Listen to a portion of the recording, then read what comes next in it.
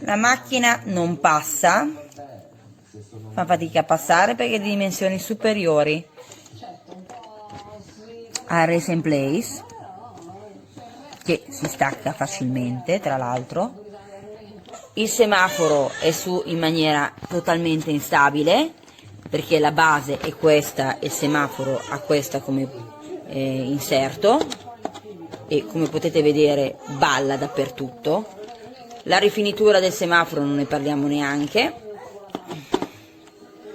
Gli incastri messi male, non stanno nemmeno in dima, escono facilmente perché il bambino si pesa e continuano a uscire. Questo si stacca in continuazione perché non rimane bene appiccicato alla base e si fa fatica a inserire.